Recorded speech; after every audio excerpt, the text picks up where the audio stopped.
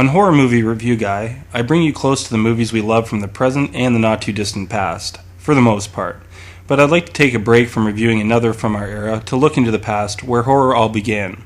On my show, I try to show you a movie you've seen in a creative way. Now, I'll try to do the same, looking at the very beginning of the genre we love. Where did horror start? How did it evolve into its own genre? And exactly which movies paved the way in shaping the films we love today? There are three eras generally discussed in horror, that being the Universal era, the Hammer horror era out of the UK, and the modern era heavily bombarded with non-contextual slasher films. For this video though, I'll have to go before the Universal era and into the 1800s. Now take a journey with me into the past where the first vampires and monsters await, into the long-forgotten past of horror cinema. Horror had already been used in ways we still see in today's films like Dracula or Frankenstein, but in books. The technology to tell horror on film was not around until the late 1800s. As far as I know, the first depictions of horror or thriller-type movie was in 1896 called The Haunted Castle, although I get conflicting years from some sources, but I'm sure I'll get emails with the right answer. Created by Georges Méliès, I'm just guessing on the pronunciation, this short silent thriller showcases his understanding and pioneering of stop-motion shots to achieve certain effects which must have been mind-blowing at the time. I enjoy the scene where the skeleton changes into a bat, and it goes on from there. I tried looking at the plot to this movie, but my first time watching it, I had no idea what was going on. I should move on, but I just want to mention that George in many ways is the father of horror cinema. He made over 500 films, not all of them were horror, and a good number were documentaries, but all contributed to the future of film. Now, from what I understand, Japan as well were making some early contributions to horror, with two films in particular. There's no way I'm going to get this right, but Baki Jizo, yeah, I know how it sounds, and Shinin no Soze, or something like that. Now, I couldn't find any posters, or the movie, or anything really, but in any case, horror seemed to be part of movie making from the very start. These movies reportedly being made in 1898. The very beginnings were exciting for people to watch, but advancements would be made quickly, and while the silent era was still in its youth, Edison Studios would release one of the most famous titles in literature and horror film. That movie was Frankenstein. Released in 1910, watching this movie is surreal for me. It is a little more sophisticated than The Haunted Castle. It has sound throughout the film, no talking of course, that came much later. The opening card states that this is a liberal translation of Mary Shelley's novel, but all the elements from the more familiar 1931 version are there. The film is aged, and sometimes I'm not sure if they're using camera filters for an effect or it's just the age of the film. I find following along rather easy with the cards, and the film is rather short, just under 13 minutes, but it condenses the story in a very relevant way. The first Frankenstein monster I think looks great. Love the hands. It isn't Karloff with Jack Pierce's makeup, but it is creative. It's interesting that this movie was lost for several years. I didn't look into how it was found, but I'm glad it was, because it's a fascinating thing to look back on. About a decade later, just to jump ahead to the silent era's heyday, a man by the name of Paul Wagner created a film called The Golem. This was a German film which left an impression to this day. Often regarded as an expressionist film, that perception is debatable. I'm not looking to dig too deep into the film, but some people do argue that this is the first true monster movie, which is also debatable to me. It opens with a man viewing the stars to a violin laying down the music. This is the first of the early films I've seen with real richness to the sets and the scenes.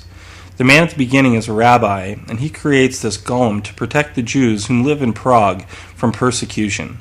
It's gothic, which I enjoy, and with the context it has at the time that it came out, it also reflected on more contemporary issues as well. Looking at it just as an experience to watch, I can say that The Golem is truly impressive. Another important silent film which came out that year was The Cabinet of Dr. Caligari.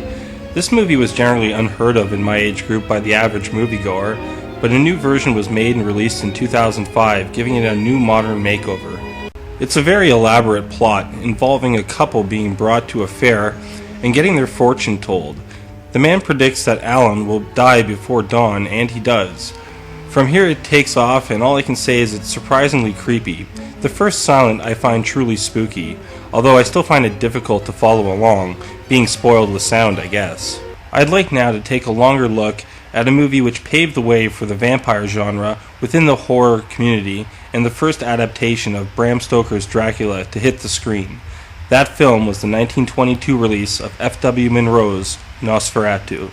Off the bat, it's Count Orlok and not Dracula. Researching this movie, I found the man who played Orlok was Max Schreck. Does that ring a bell? It should if you're my age. That was Christopher Walken's character as the bad guy in Batman Returns. Anyway. Well, the names are different, and it doesn't follow the same plot line as the later adaptation, but it's still a great flick. One thing I get a chuckle out of is how the characters really overplay each scene.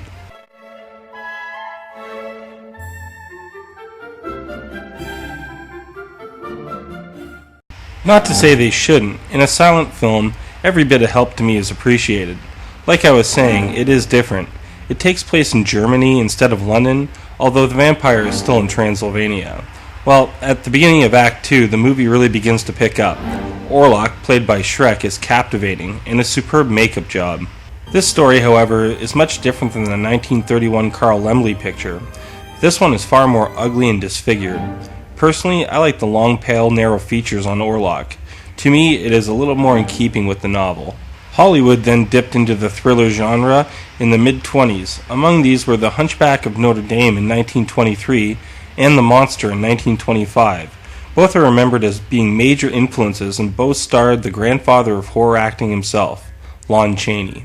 Chaney brought much to his characters, including his trademark self-makeup jobs, many outstanding even by today's standards, even with somebody applying it to you, let alone doing it yourself.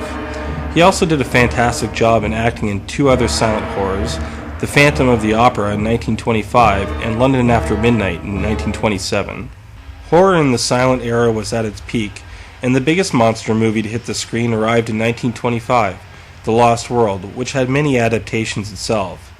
But just as the silent era was at its peak, the shift to sound was on its way. They were to be known at the time as talkies. One of these movies was Bram Stoker's Dracula. Released in 1931, it starred a man whom everyone associates with Dracula, Bela Lugosi. The first ever talkie for horror was a Universal film. This would spawn a long list of fantastic classic horror pictures that would be on the rise until people lost some interest for a while in the genre in the mid-1940s. This was a charming count who could mingle with high society, a far cry from the character depicted in the 1922 Nosferatu. The story had a romantic element to it, with excellent pace to it, and Bela's delivery would become the trademark for the character in movies to come. I am Dracula. The last and final film that I will end with is the 1931 release of Frankenstein. It starred a rather unknown actor at the time, a man born William Henry Pratt, but we best know him as Boris Karloff. Another movie I should quickly mention he was in was The Old Dark Houae in 1931, which is really the first of those types of movies, the weird family, house in the woods type. I think one of the most famous lines from this movie, and maybe one of the most famous recognizable lines of all time, was the "It's alive" rant and rave. It's alive! It's alive! It's alive! It's alive! It's alive! Oh, in the name of God! Now I know what it feels like to be God! This is where I'll stop and I'll look back at some of the movies that kick-started the horror genre. It's fascinating to look back at the age of some of them, the style in which they were filmed, the clever solutions they came up with to achieve a shot or effect at the time that would pave the way for new techniques in film. It's hard to imagine what it would have been like to watch a movie with sound for the first time. I can't really imagine it myself, let alone try to explain it. I'm sure I missed important movies and events relevant to this, but I just wanted to take a look with you at some of the movies that I came across that helped horror grow up. These movies would set familiar character traits that are the staple of horror today.